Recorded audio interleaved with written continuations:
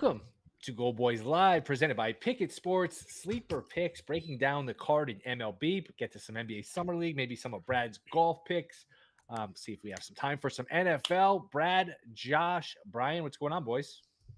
What up? Not much. I'm glad to see Brad's alive. We weren't necessarily sure if he was going to survive the day yesterday or not. But I was just kind of tell you guys before the show, no action yesterday for me, which was kind of nice to enjoy the day. So it should be fun to get back and talking sports again. That's nothing to admit publicly, man. That's not something to be Yeah, like no. Are you a gambler or what? I'm actually the opposite. I'm actually totally okay with the idea that, like, dude, you don't have, like, if you have like one day of the month where it's like, oh, you don't have action, like it's okay. Like I'm actually on the other side of it where I see some people are like, oh my gosh, there's like 3 MLB games on, they're all like shitty. What like Russian soccer leagues going on? Like I'm totally okay being like, you know what, it's over, it's all right. Hey, there was value in baseball yesterday, was there not? And in the hot dog eating contest. Yeah. Did any of you guys do the 1 o'clock show yesterday or no? No. We got kind of bumped. No. Yeah, it would have been a nice day to be on. It was a good day. There was some value. It's which reminds me, there's some sad news. Adam Wainwright is headed to the IL with a fake injury, probably announced yesterday. He got shelled again. They're trying to get him to 200 wins. He's got 198. Man, he gets hammered every time out. I wish I had posted. I would have given out on the show yesterday. I mean, the Marlins just fading him, team total over. Yeah, it was the gift that keeps on giving. Corbin was like this for a while. You can get these guys during their career sometimes, just provide value, just fading them blindly. But Wainwright's the IL. Marlins beat up on him. Let's just go to baseball best bets. I don't know. Josh, you want to start? You got anything baseball you like? Yeah, I mean, I think a big theme on this show is for baseball is like, which pitcher are we fading today? Which guy who just sucks do we want to go ahead and take the first 5 of the other team? And I'm finding value for fading Dean Kremer again, who is bad and has been pretty bad. I mean, look, he's given up at least 2 runs, and there's been some 4 and 5ers in there in the first 5 innings as of late. So the Yanks at the first 5 for them is -115. The game money line for them is -105 as well, which I probably will hit both of those, honestly. But more specifically for Kremer and putting a little bit more on the first 5, like his ERA is bad. His xERA is worse. And he's in the bottom 10 pretty much for everything in terms of like, xWOBA and X slugging, all the expected stuff for batting average. He's just getting hit barrels on barrels on barrels are making contact with his balls. And that's really why, he continues to give up base runners and home runs. So I'm definitely liking the Yanks on both of those bets. For a lot of people, they don't really know what you mean with these stats. What's the best site to go to where it's like the stats are easily digestible and you can see the rankings and you can see it where, like, if I'm not familiar with these stats, it's easy to translate. I know there's one of the sites. Is it Baseball Savant where it has Baseball what Savant. tier you're in? Yeah. What sites do you guys helpful? use? I think, obviously Fangraphs is going to be the best one. I think Fangraphs is really good too, where it's is a that solid free? one for. What's that? Is that free? It is free. Yeah, you Okay. can sign up for a subscription as well for certain things, but like that's if you want to get into some baseball weeds. I mean, it's already pretty much the weeds. It does do a good job of, 1, being able to help you split up what you're looking for, and 2, like explaining what it's talking about, what you should even be looking for and prioritize. So things like, WOBA and expected stats, those are, you want to look up what all of those acronyms mean, obviously, and stuff that will look familiar is like slugging and batting average, things like that. But you can get as specific as you want, or you can keep it as broad as you want. And there's even ways to sort of set it up so that you can find hot and cold zones, things that should stand out to you when you look at them and things like that. Yeah, and I was going to say another free resource that I've mentioned on here a lot too is not even a website, just like on Twitter, the Ballpark Pal, because you talk about all these advanced stats. It's nice to have that, but I like to use them solely for their starting pitchers because it digests their 3 main pitches and how other offenses fare to them. Because sometimes you get guys that throw nothing but curveball, fastball, and you get a team like the Guardians that are just so good at putting that in play. So that's kind of a nice way to pair 2 resources together to figure out a play for you. Anything for you guys? Anything? What were you gonna say, John? I was going to say that the Ballpark helper also is good for the daily stuff because obviously there's so much to take into account. I'm looking at some broader stuff, right? Like I'm looking at like last 10 starts and things of that nature. And then obviously splits in terms of hitting left-handed pitching and right-handed pitching, et cetera. But like for the daily stuff and how what's going on that particular day with lineups and the ballparks and the specific pitcher versus that team. I'm with Brian on that one as well. Yeah, and speaking of that, you kind of mentioned, hitting against lefties or righties or different splits, and talking about how sometimes on the show we identify a pitcher we want to fade. But today, a bet I have is I split it up. I'm fading an offense. and I'm backing a good pitcher. I took 2 versions of a player performance double with the Justin You took Steele. 2 virgins? What did you just say? Oh my gosh, 2 versions Oh, of a 2 player versions. performance Okay, double. it's a family And, show, oh my man. Family goodness. show. Okay. I don't even think I have to rewatch that now, but I took 2 versions of it where Justin Steele has been pitching phenomenally. He's back from his injury, and I just don't trust the Brewers against left-handed pitchers. I mean, they don't hit them well. They strike out almost 26% times against them. So I actually took 5 strikeouts and a win for 3/4 of a unit to it's plus 100. And then on Caesars, I took us over 17.5 outs with the Cubs money line at plus 130. So it's kind of just a way for me to double fade it because I get tired of strikeout props. But this team, they just saw Rich Hill strike out 8 or 9 times against the Brewers. They don't really see lefties as well. And I'm not really convinced that Hauser has been as good as he is. I mean, his ERA at home is 4.6. He got knocked out of the rotation for a bit. He came back with a good start, 7 innings, 2 runs, but he just hasn't been like on the same level. So I'm trusting the Cubs offense over the Brewers in this one. Play I posted, I'm gonna go, and I hate laying a run and a half, especially at home because you're not guaranteed the ninth at bat. But I'm just gonna do it with Houston over Colorado. Colorado is just a dumpster fire. Everyone knows the A's are bad, the Royals are obviously terrible. The Rockies sort of fly under the radar for whatever reason, just being awful. And Chase Anderson's pitching. He's given up basically a touchdown every time he's pitched the last 3 starts. Houston's quietly played a little better, and we could talk about any of these division odds that you guys like. 6 out of 7, I think they've won. They scored a bunch of runs in LA a couple weekends ago. They scored a bunch of runs against the Cardinals. They won 3 out of 4 against Texas. A wild game on Monday that was just back and forth. And then they won again yesterday. I feel like Houston sort of found their sea legs here. I kind of think they're going to overtake Texas for that division. I just being negative Nancy for 1 sec about it. Yeah. Isn't Christian Javier the one who lost that one in their last 7 and is getting absolutely shelled when he was coming in supposed to be there's so like, does that concern you at all if you're going to start betting on them for the division? Because he looks like bad. Let's see the odds here. I mean, they've won, like I said, they've won 6 out of 7. I just don't know, man. Texas, and again, I know you guys suggested Texas. I got Texas 50-1 to win the title. To me, Eovaldi, John Gray, Dunning, some of their numbers are nice. Eovaldi's a good pitcher, but Martin Perez, that's just not a lot. You still get Houston at plus price, plus 125 at Bet Rivers to win the division. I just don't know if that's enough pitching. I just don't. Houston doesn't have their typical great pitching, but I just trust Houston more than I trust Texas. I would agree, but I think the value's on Texas. That's why I would just stick with them. And I'm going to cross bet. Should we bet each other? Yeah, we should bet each other more on this show. Yeah. No, we definitely should. Yeah, absolutely. What are we going? So I think I have a couple of games up right now, right? I've got 3 on you with the Rangers. Yeah, let's look at the market here. Yeah, I mean, I believe in Dane Dunning, and that might just be because I love guys who come out and have like 5 straight starts on my fantasy team that are awesome, especially when you pick him up and he was like still considered a relief pitcher earlier in the year. Like he might just be a long reliever. And I can still play him as a relief pitcher, which is tight. But he basically, has really bad expected numbers and continues to pitch better than them. I mean, they're not really bad. They're just higher, and they're like noticeably higher than his like 2-point-something ERA right now and such. So like maybe this is fool's gold, but then he came out and one of the knocks against him was he wasn't missing bats. And then he had 10 Ks and like 15 swinging strikes in his last outing. So like I love Dane Dunning, and I think if he's legit, I do believe in John Gray a ton. So if you think that, all right, what do we bet in division? I'll take Houston. What do you bet? What do we? I mean, do I have to give you odds here? Because no, we'll take it straight up. Straight up. Yeah, great. How much? $50? $100? Yeah, let's do $100. $100. We are in. Let's get it. All right. Wow. Just throwing units around here. Hey, man, I got to go. I love it. Perk things up. It's a Wednesday, middle of the summer. We got to perk things up. Get a little.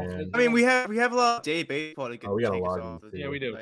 Anything else you guys like? I can run off my plate real Brad, quick. do you want to get in? I want to get in on that. Give me the Mariners even odds. I'll join with you.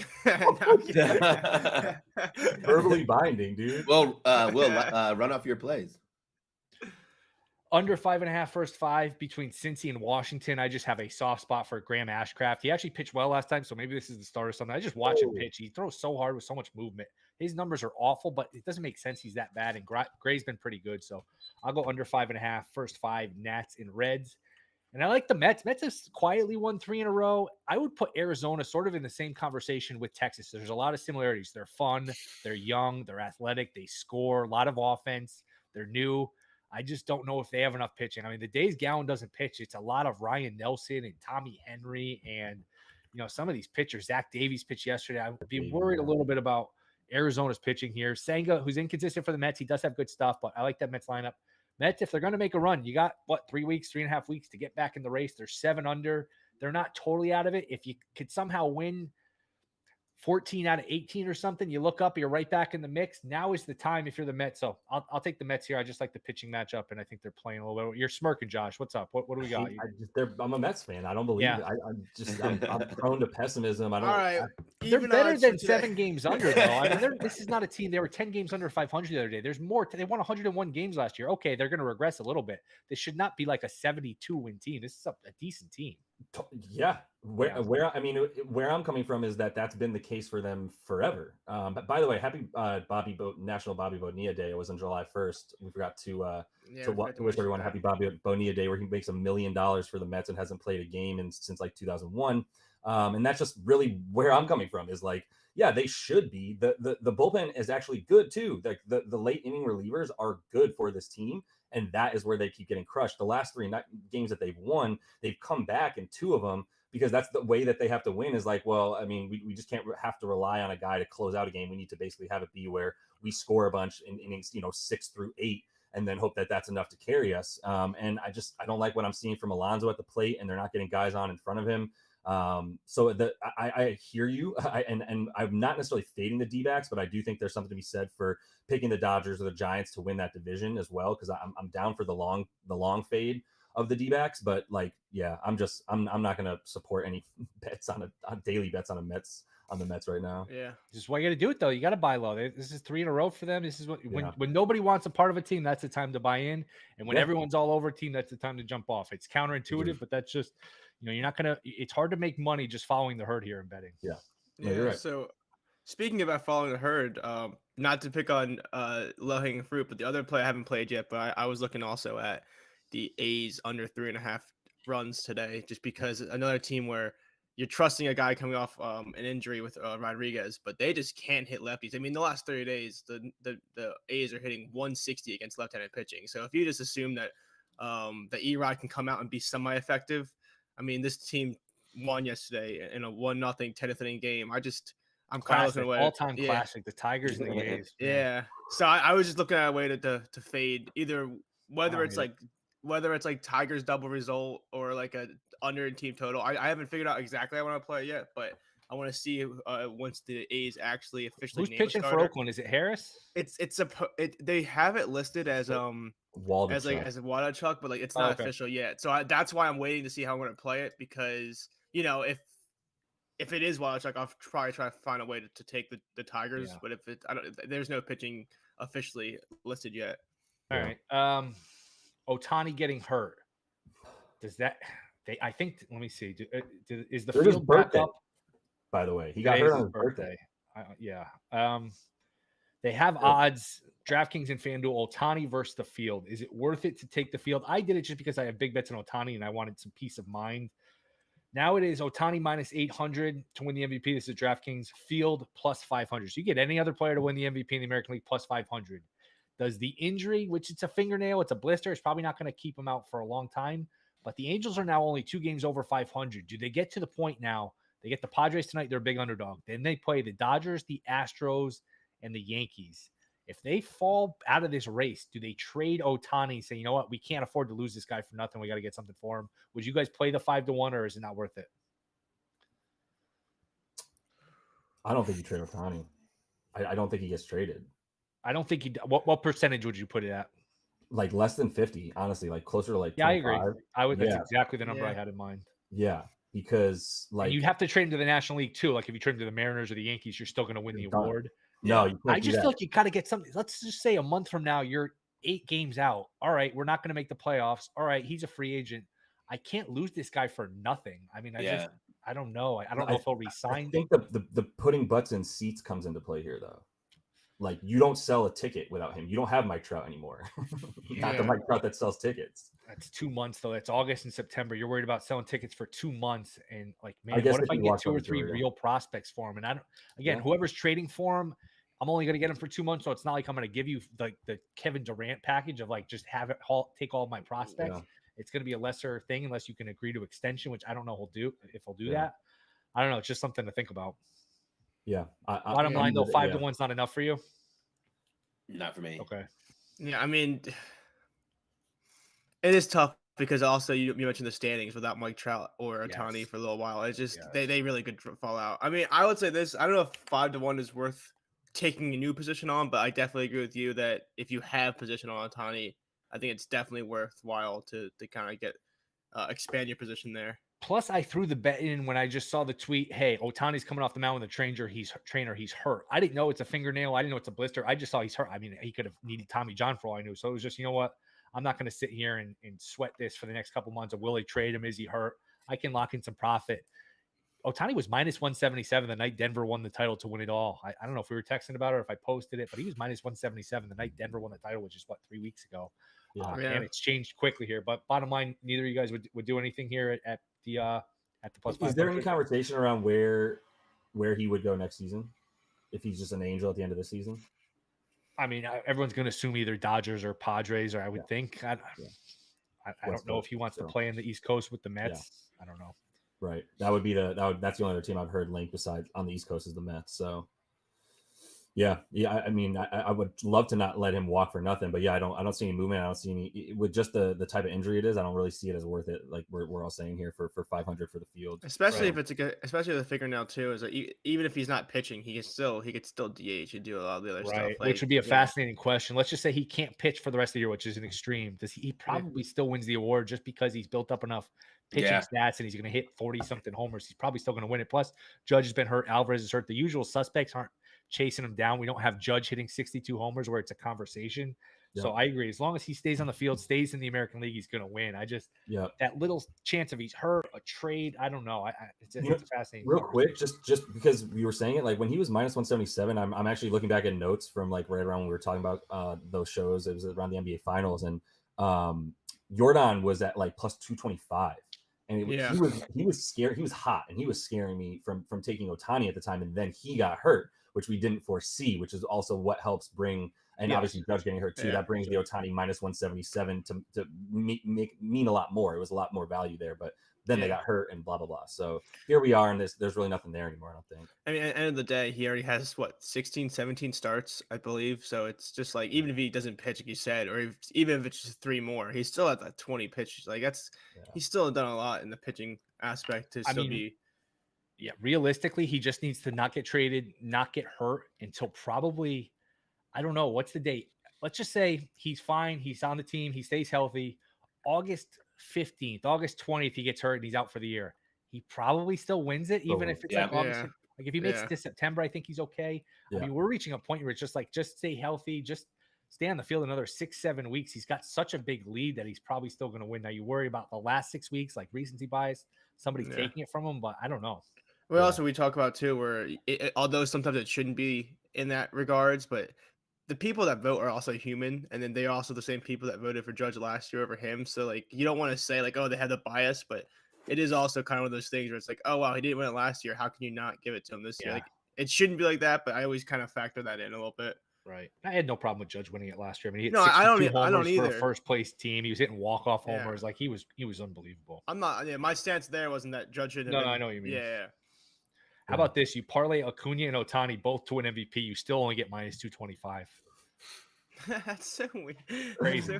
Because we're at the halfway point. Like baseball is a long sport. Like it's like halfway is a lot different for say football than it is. I totally agree. But I would say pretty much the same with Acuna. Unless he gets hurt, man. I mean, just look at the stat. He's putting up video game stats. I mean, he's going to hit like 40 homers, 80 stolen bases on a team that's far and away the best team. Again, if he doesn't get hurt, I mean, maybe if Arias hit 400 and they made the playoffs, maybe he could steal the award, which would be a fascinating conversation. I don't know. Did you see that stat that was like the Braves, like the last 30 days, like month of June or whatever, it was like the home runs by team, and it was like Braves number 2 was like, it was like 20 home runs down. I was like, holy shit. Their slash line is like 304, like it's ridiculous. 820 as a team. Like it's almost at the point where I actually want to go back and like working on some modeling just to see like retrospect, how would your profit look like if you just bet them over 2.5 first 5 every single game? It would probably be pretty decent. Yep. Yeah. Anything else on baseball? Do you guys want to get to summer league? Which guy scares you more if you were to make that parlay? Acuna Jr., right? Like Shohei is a little bit more solidified as the MVP. The You got odds me would thinking the about it. odds Minus would agree. The 225. odds would agree with that. Yeah. I would say Acuna. I would say Ohtani scares me more just because of the possibility of being traded and the possibility, like a pitcher, there's more risk for injury because he's pitching. Yeah. Again, he's built up such a lead. They're both like one guy's minus 800, one's minus 400. So I'd say you're right. I just worry about Ohtani because of the trade prospect, which doesn't. It's counterintuitive. It doesn't make sense based on the odds. What do you guys think? I would agree, and especially like we talked about with injuries on the AL side. I mean, the NL has more. Not saying direct, but they have more direct, players that could fall into the MVP conversation. There's a lot less of a drop off, I think, in NL than AL in terms of one guy to 2, 3, 4. Right. Anything else for you guys in terms of baseball? You guys want to do some summer league real quick? Yeah, let's go some summer league. It just started the other day. My theory with this is just take the underdog either on the points or the money line because these are all basically exhibition games. The overs did very well. The overs have been adjusted. Go ahead, Josh. Yeah, I guess if you're capping it and you have some angle, go for it. No, I just want to talk about that part of it for a minute because I would normally agree with you where it's like, yo, this is a summer league game. You don't know who's going to do what, when, where, whatever. But there is a little. I was at summer league last year. I really wanted to go this year and I couldn't make it. And there's some value in realizing that like there's 2 weeks of this, right? 2.5 weeks, whatever it is of this. And the guys who are like Jalen Williams, both Jalen Williams, Trey Mann, other guys like on the Grizzlies, like David Roddy, Jake LaRavia, those guys got playoff minutes last year. Amazing. And they're playing in these games in the first in like 30 minutes of a 40-minute game because it's 10-minute quarters. Just so everyone's aware when they're betting on this, by the way, it's 10-minute quarters. How many minutes are the quarters? 10. They're all 10. Each one of them's 10. Oh, so yeah, like how many 10, quarters are there though? And then the second quarter is also 10, and the third and fourth as well. But the point is like we're talking about multiple players on these teams that played playoff games coming in and playing against, when the Grizzlies played the 76ers, some of the 76ers guys that started, just so you're all aware, I'm sure we're all very familiar with F. Petrusev and Robert Council IV, right? And L. King, who I don't like. None of those guys have stepped on the floor in an NBA game. Jaden Springer was the only guy on that team that I've ever seen NBA Springer, minutes. baby. So, like, I'm not even really MVP. trying to say, like, go ahead and take them to win or take, like, I do think there's sometimes where, like, you can just look at who's on these rosters and be like, oh, my God, yeah, there's actual NBA players on this team and not a single one on the other one yet. So, like, that's fine, but it's really the total. Because they started these totals at 167.5, and I think that's where I'm finding value at this point. Every single game on the first day was 167.5. Now every single one of them came out at slightly different totals, and I think they are trying to cap it a little bit more accurately with which players are on each team, as opposed to just like, oh, it's no real NBA players, so make the total 167.5.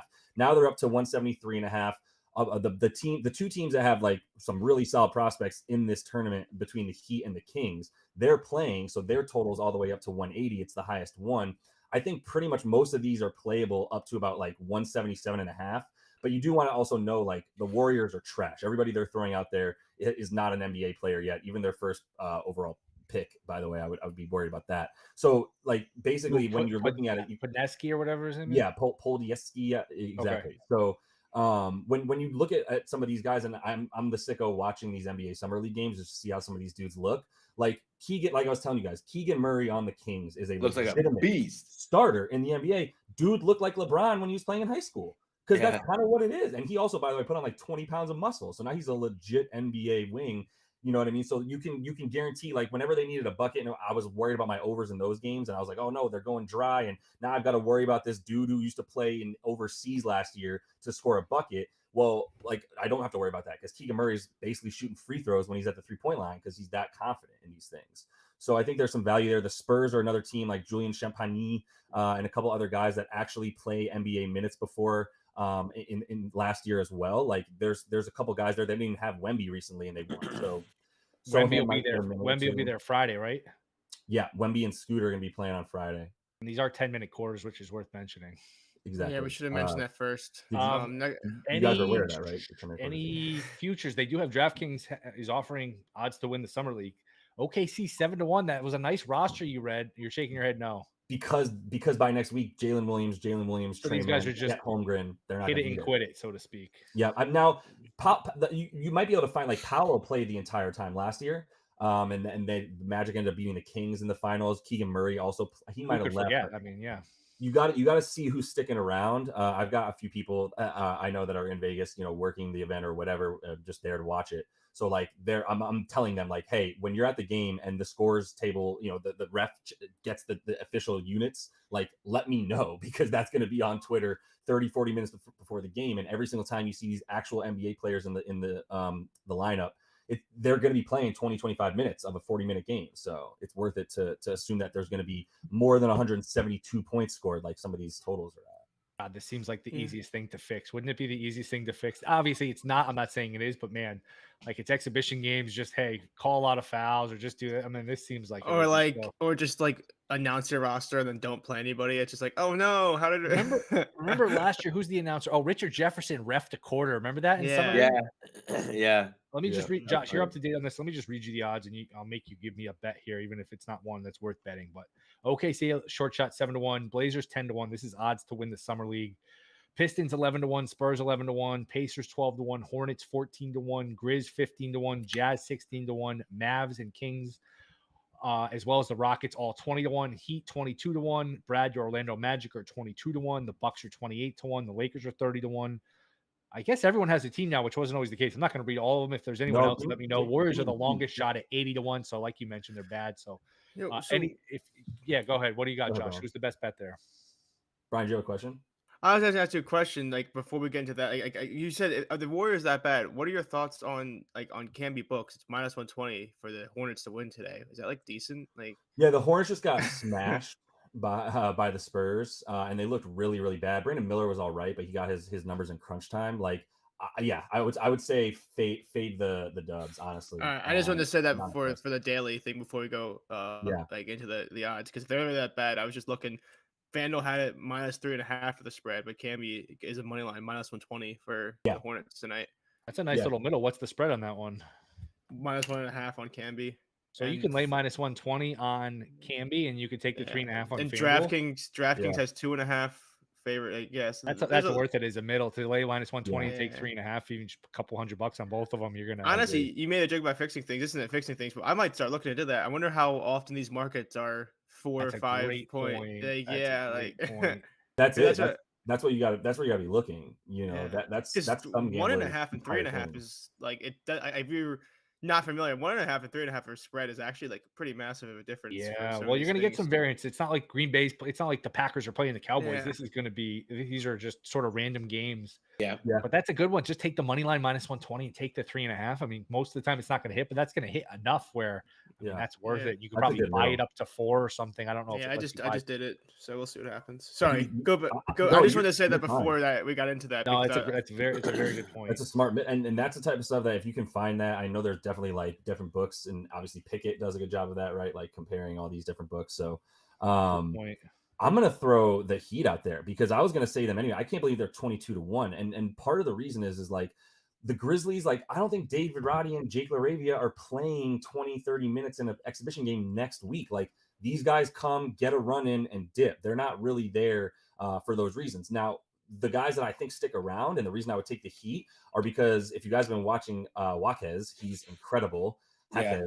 Like he's awesome. He's hit a bunch of open threes, but he dunked on a couple of dudes and he was playing incredible defense, which you're going to get from him. Because I did watch that Heat Lakers game that was 107-90. Jovic is also like a borderline NBA rotational player for sure. Would definitely get in the rotation on a number of teams in the league right now, and he might be sticking around too, right? Like he's basically a rookie with the amount that he didn't play last year. So if you want to know which guys are probably going to be there till the end, it's for sure the straight up rookies. Like I said, Paolo and Keegan Murray were there till the end last year, and that's why those two were in the finals. Maybe you like the Blazers because you expect Scoot to stick around, but my main thing is like the only dude you're going to recognize on the Thunder next week is going to be Chet Holmgren. So some of that stuff can be a little bit misleading. Spurs aren't going to play Wemby just because they're in the finals of the summer league tournament, right? So like I don't know why you would take them. Like the guys that you can predict to play, I think that's kind of where you lean for who's going to be best here. So you said Heat was the best bet? 22-1 for the Heat, I like, yeah, and then the Rockets at 20-1 if you think you're still going to be getting some Thompson, and if Cam Whitmore does take the floor as well, then like that's two of the best 10 rookies that are probably out there right now. So I'm gonna sit here wasting all this time shopping summer league lines, looking for middles. I really need to. I'm gonna do it too, man. Nah, I'm gonna do it too. It's a good. I mean, it's worth it. Again, it's not if you go find a half a point or a point, it's not worth it. Did you say one of the lines moved, Bri? Yeah, on FanDuel, the money line for the Hornets was -165, -170, and then now it's -132. They just shifted that. They're watching our show. Did you get your middle in? I got it in. I got it in before I even brought it up, but that's just crazy. So that's the other thing. I wonder how often these move like that because they're just so fluid. Because they probably, you know what it is? They probably. It's the summer. There's people that are off. Like there's not big limits on it. So it's like, you know what? If we're off by a half point or a point, it's probably like $250 limits, 500. It's not like they're taking a ton of handle on it. So they have to move something. I think FanDuel got dicked a little bit honestly, more, by the way. Honestly, probably someone put a $250 wager in, and they're like, "Who the hell's betting on this shit?" Like, FanDuel doesn't know what they're doing with this, by the way. They got screwed more so, is what I understood, than like DraftKings specifically or Caesars when it came to these summer league the first set of games. All of which went over like pretty comfortably. FanDuel was much later to set their totals for today's games than DraftKings were. I think they got dinged a little bit harder. So now they're being a little bit more cautious, and they're probably fluctuating based on news a little bit more easily, like who's coming in and out of lineups and stuff like that. So you're probably going to find stale lines, Will, with one of your 97 books that you have. Like you're going to find stale lines at some point for when Brandon Miller is all of a sudden just ruled out, for whatever reason. Right. And then the Hornets are still favored, and you can get the Dubs at +115. So dude, this is crazy. I could be wrong, but I was my limit was 250 for that one, and I just wanted to see what they would let me put down for Hornets -1.5 now, and it's saying my limit is like $1 million. that's like. Probably they'll open them up a bit more as this tourney goes on. But I mean, this is crazy. I just kept putting in zeros, and it kept letting me add them. That's so funny.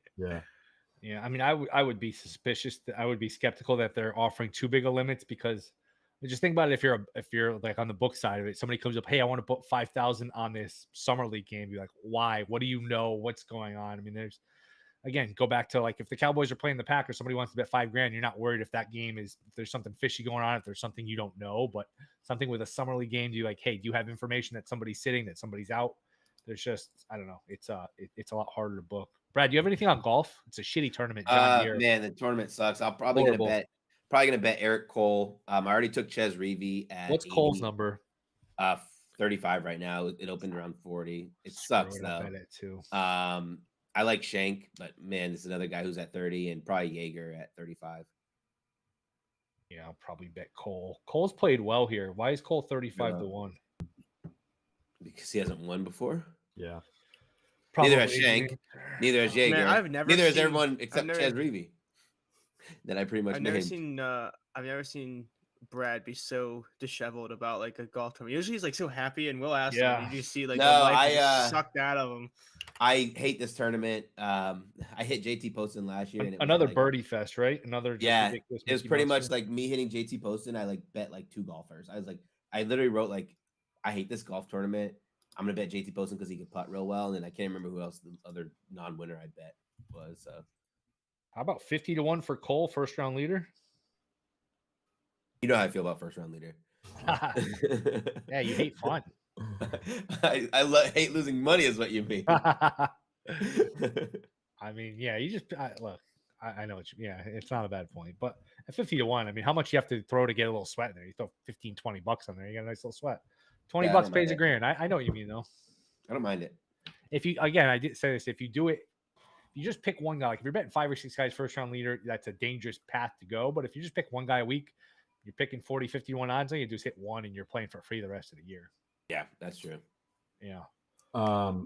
Just so you know, I just wrote down that you've got Houston as division winner. I got Texas division winner. Yes. It's in the rundown.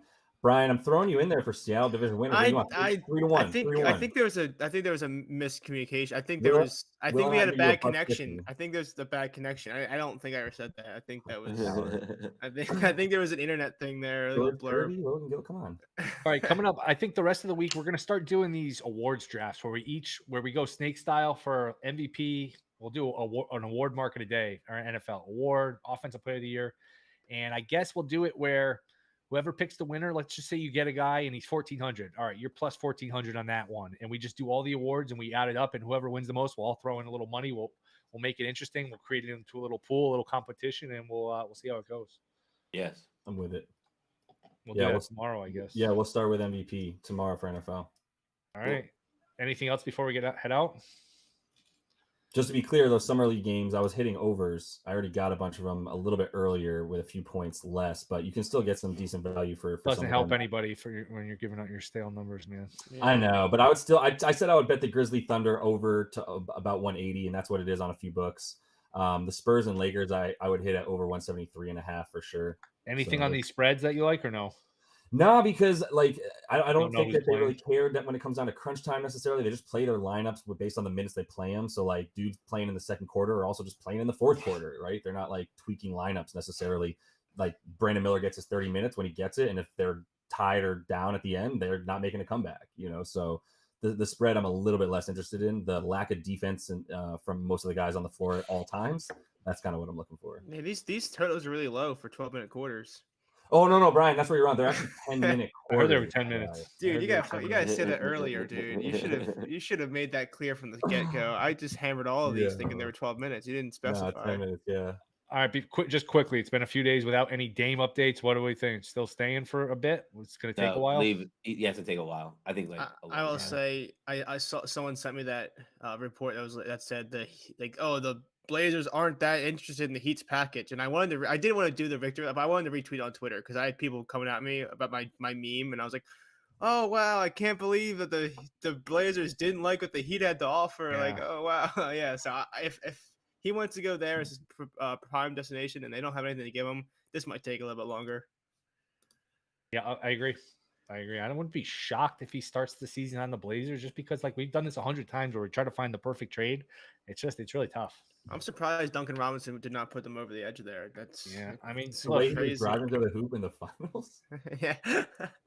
I mean, if Jaquez keeps playing well here in the summer league, that'll help a little bit. Jovic, all right, a bunch of picks, but again, man, it's really cutting it thin. I don't know. Yeah, I think that's okay. That's all the time we have. All right, good call. Sleeper picks, pick it, check them out. Goldboys Discord, appreciate it, guys. We'll be back tomorrow 1:00 Eastern. Good luck with all your plays. See you tomorrow.